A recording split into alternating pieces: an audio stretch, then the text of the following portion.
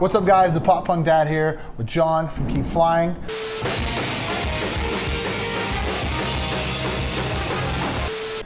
This is the first night of your guys' tour. First night. First night. You guys got like 5 or 6 shows around here? 5 shows. Our friend Ted, who is in the band Don't Panic, asked us a couple months ago. You know, they wanted to follow up the markets that they opened for Bowling for Soup, and they were like, "Would you guys want to do that with us?" We're like, "Yeah, it's like a really easy thing for us to do, like a couple shows in Pennsylvania and New Jersey." Well, it would have been easy before everyone in the band moved, but it's still not hard. It's just, you know, no one really lives here anymore. Right. You guys, what, New York and Jersey? I'm in New York, but also in Florida, and also in Nashville. Our drummer's still in New Jersey. Chuck is in Philly, but Henry lives in South Carolina. Right. And Ricky now lives in Denver, Colorado, and Dustin, who's been playing guitar with us, lives in Asheville, North Carolina. So we can't really make a one-off happen very easily anymore. There's really no place that's like, well, they're all home, but none of them are like an easy place to start because we all live so far apart. Is rehearsal basically on the road these days? Rehearsal depends. Sometimes it's a day before a tour. Sometimes we can get together before the first show and rehearse at a practice space. And sometimes it's during the sound check, like it was today. Today's rehearsal was 2.5 songs of the sound check, and let's see what happens. You guys will sound incredible as always. We'll go for it. So I asked you this question at Four Chord Festival, where the band name, the logo for the band came from, and where the writing on it came from. And you said that was a better question for Henry. I didn't get the chance to ask him, so I'm asking you if you know all that. The band name is 2 things. It comes from a television show called Firefly. Okay. Which had 1 season and went away. They made a movie called Serenity after, which is what the kanji symbols are. It is the word for serenity, cool. which is also the name of the ship. It's also Keep Flying is a line that's used in the beginning of the program. There's a whole quote.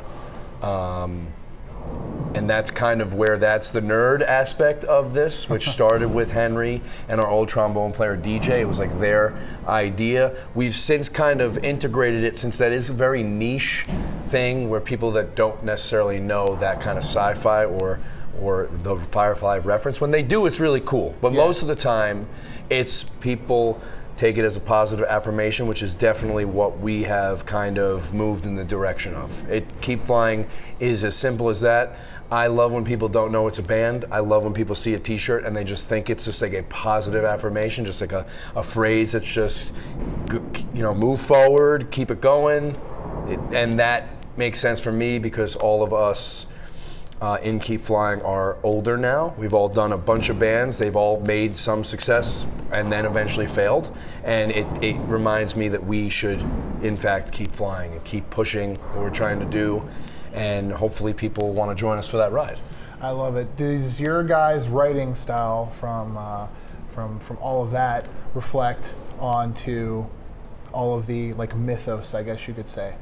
Like there's a lot of, is there like any innuendo on like Survival that just came out that's like reference to the show and any of that stuff? Not really, but stuff from previous records, yes. We have a few things that go to Firefly. That's a couple awesome. References on some song titles, some lyrics, that if you were to maybe watch the program, which is not many episodes and it's only 1 season, you could maybe pick the things out and be like, oh, which we do have occasionally. Someone's like, oh my God, I just put it together. Right. Walkabout also has some Lost references, the television show Lost, amongst other things.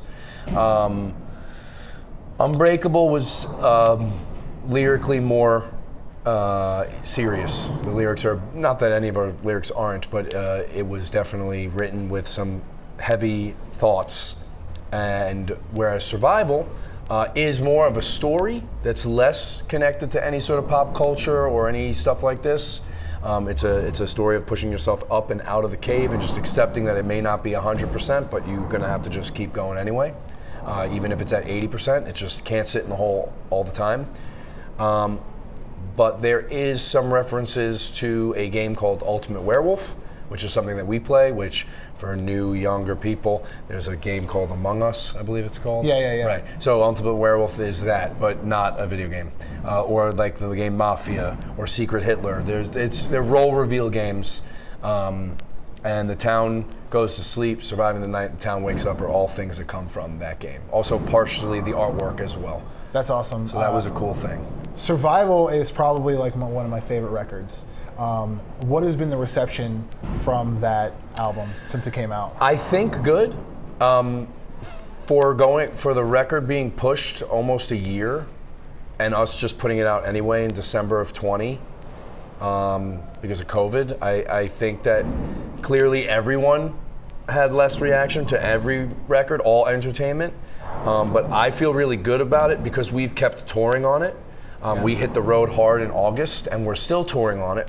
And we're actually going to be releasing a live album of Survival front to back in late March or early April. Of this year? Of this year, Awesome. which the audio comes from the live shows of the release shows from Audio Music Hall in July, I think it was July 31st, August 1st. That's sick. We did the first shows back post-COVID, and they were release shows for the record, and we actually recorded them, took a board feed, had it mixed between the board feed and a Tascam, and so we're continuing to push Survival.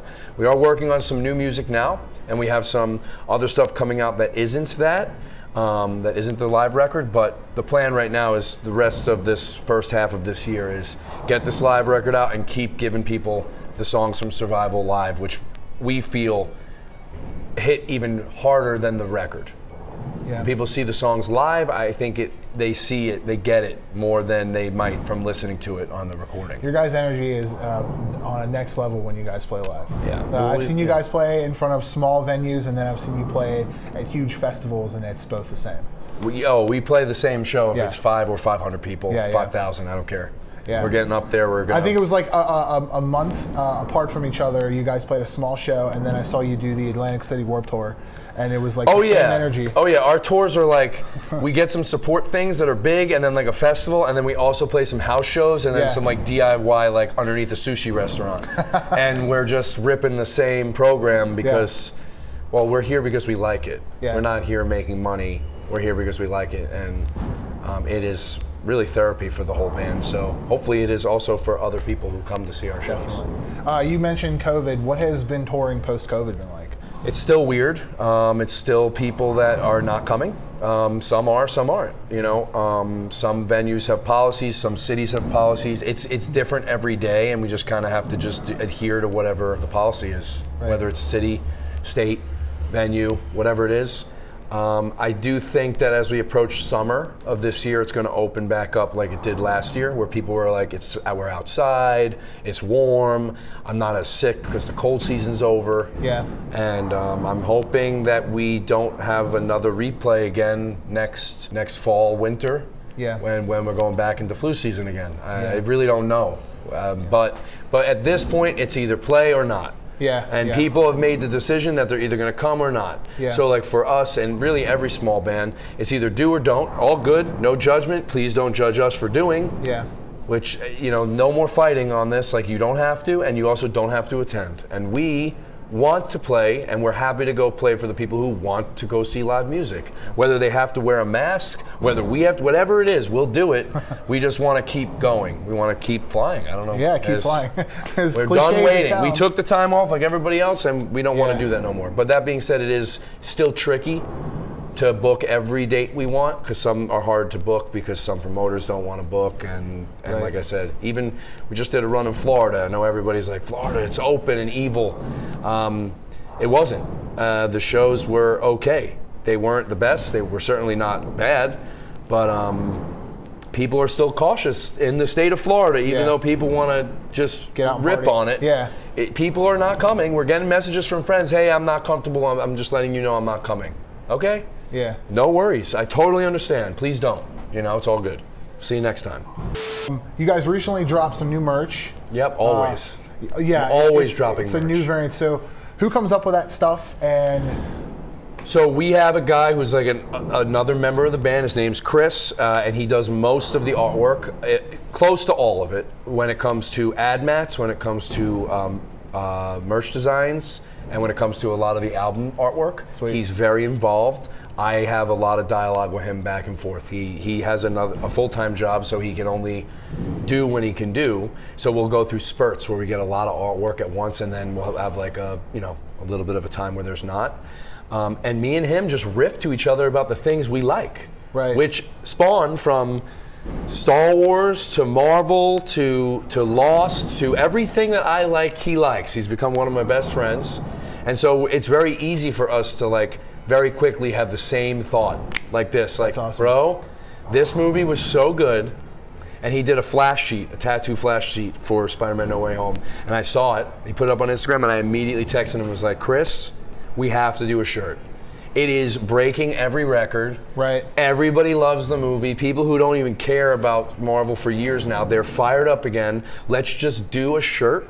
Keep it limited, sell it out. And we only have like, I think, a dozen left. But Did you see the movie? Loved the movie. Yeah. Oh, yeah, that's what I'm saying. Yeah. Right after I saw the movie, right. Opening night, he made a flash sheet Friday, right after, and I texted him Friday night. It was like, we must do a shirt.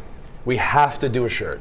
That's awesome. Like, what do you think? And he's like, let me think on it. And I think maybe 24 hours later, he just sent the image, which barely got revised, and then is now the t-shirt. Like, he is able to come up with stuff that I go, I have no edits. It's done. Send me the file, we're printing it. It's perfect. Sick. Are you pumped for the Multiverse of Madness?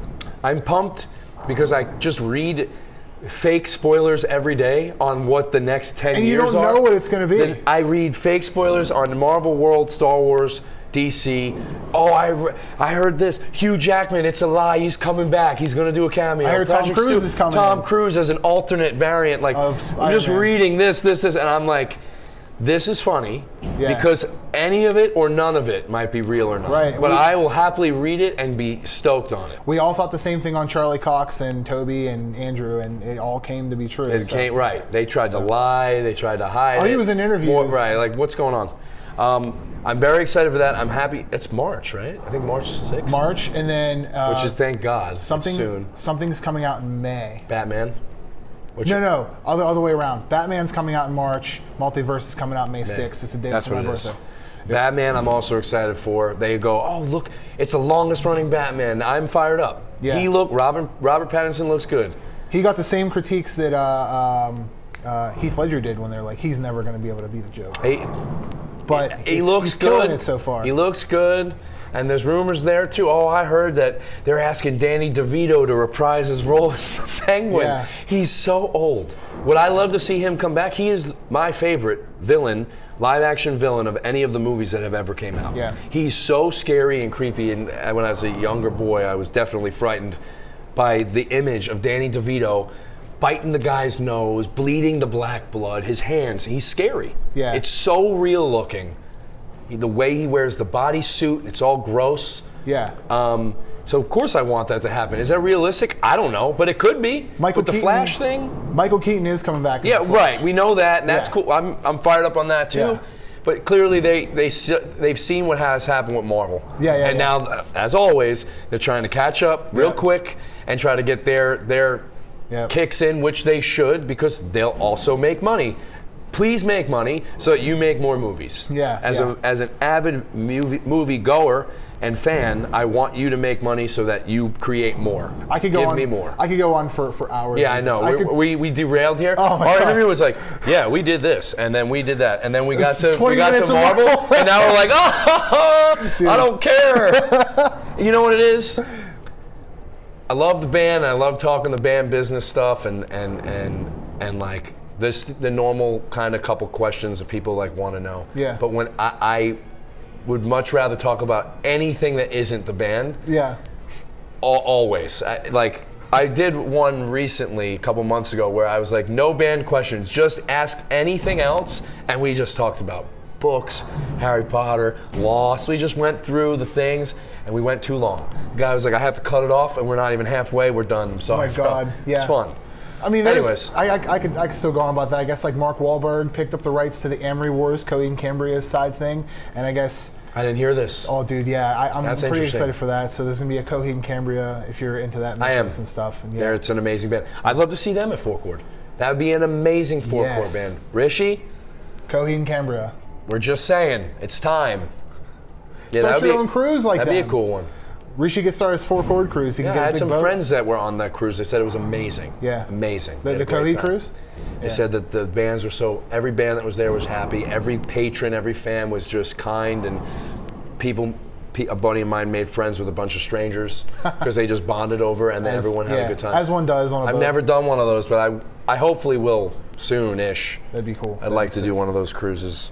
So, speaking of like all of this, coming back to it, if you guys had a dream collab or a guest on an album, who would it be? Dream collab? My dream collab would be a split with the Mighty Mighty Ballstones, which will now never happen.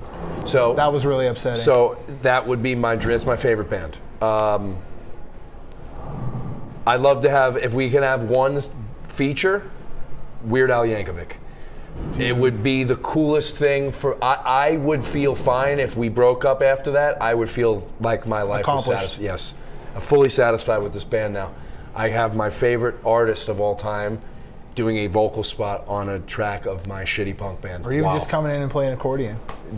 I'll take that as well. Just an accordion solo. I would take that as well. I don't think that that's a thing that he even does with things that aren't like big pop acts. Like I know he did stuff with Hanson, and I'm sure he's done other stuff where he's, played or sang. And but my lord, that would be so epic. That's also the person I wish to open for. I would, if I could open for Weird Al one night, 12-minute set. I don't need more. Give me the same set as a stand-up comic. Give me 12 minutes. I'll play 4 songs. I won't say a word. I'm going to cut this, clip it, and put it out there. I'm going to cry, and then I'm going to sit in my seat and watch Al do his show, as I have since I was a child. And I've seen him since I was a small, single-digit age until current. And I'm very excited for his tour. That's from April until October. I'm going to go to multiple dates. I always do.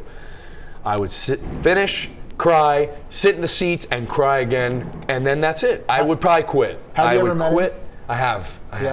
I've done the meet and greet a couple times. The last time I did it was with my mother.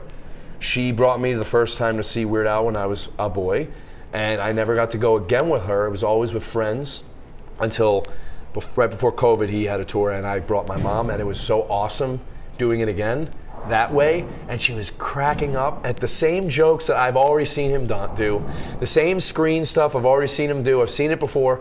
Seeing my mom genuinely cracking up filled me with so much joy.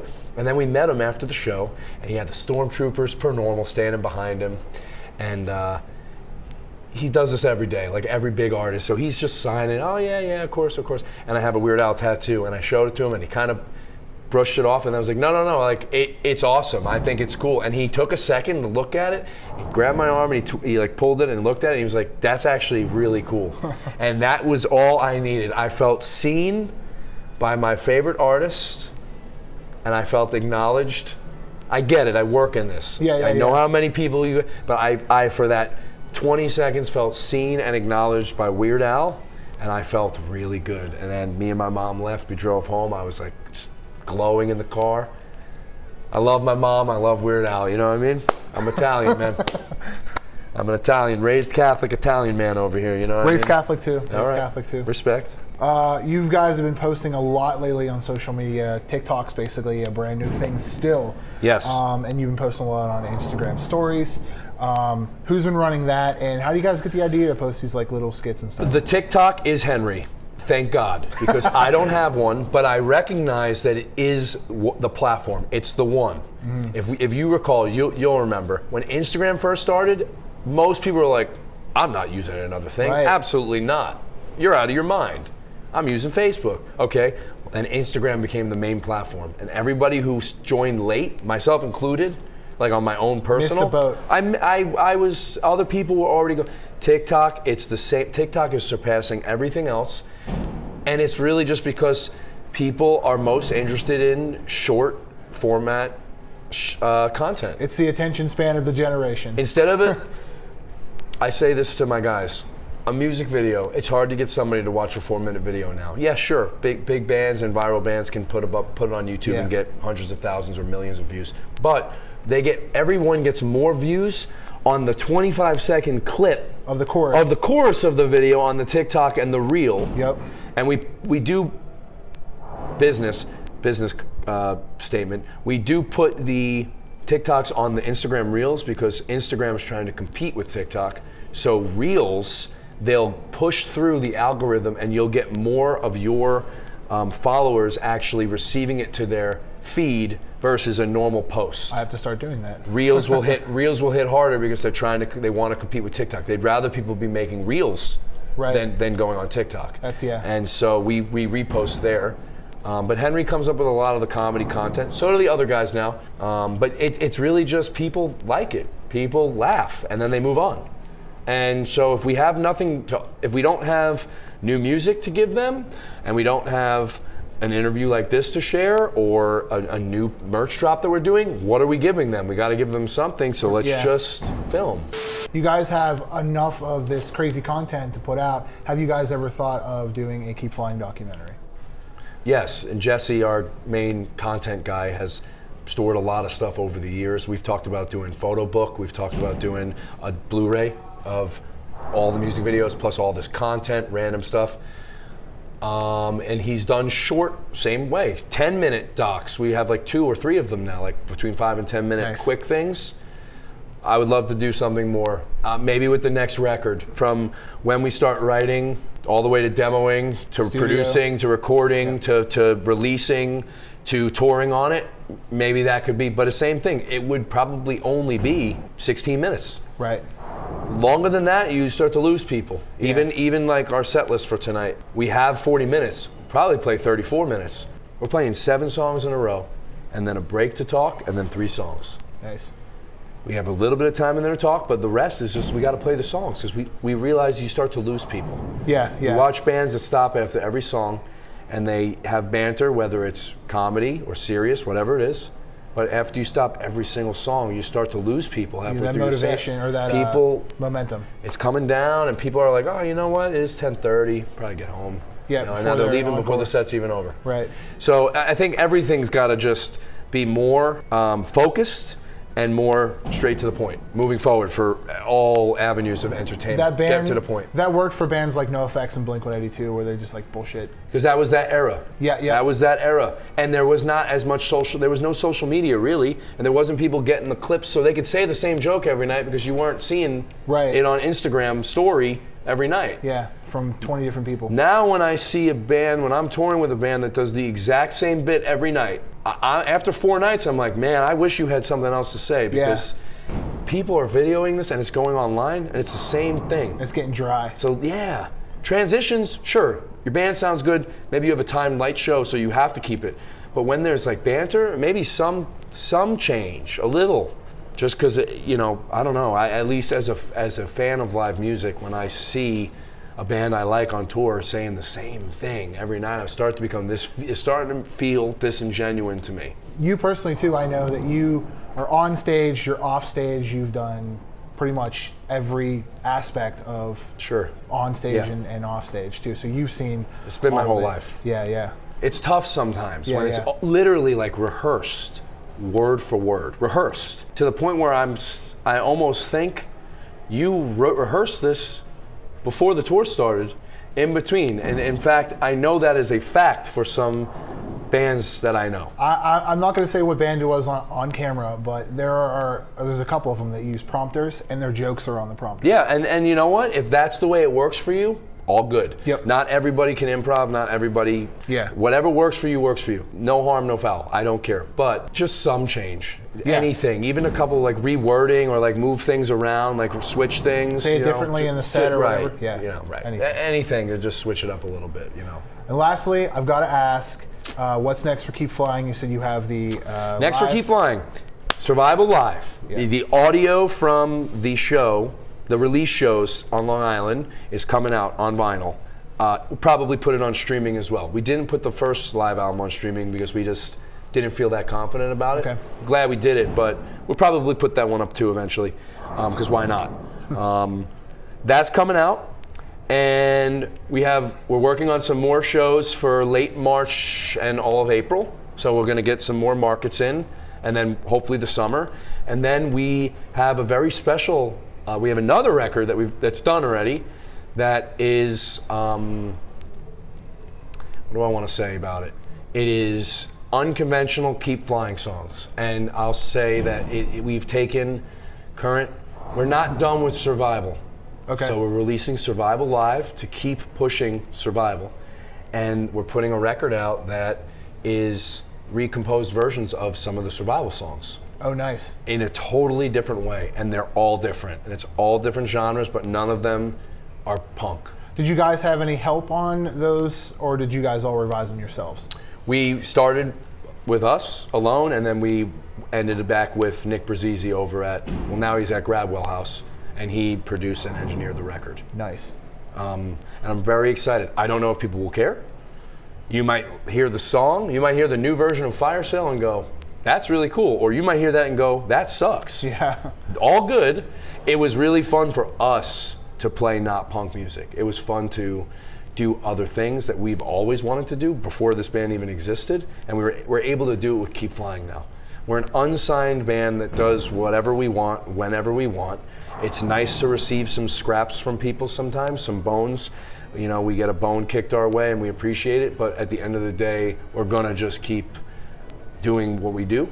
Yeah. And we're going to do what we want to do when we want to do it. And I'm very excited to keep the focus on Survival, because I think Surviving the Night is one of the best songs that I've ever been a part of in my whole career.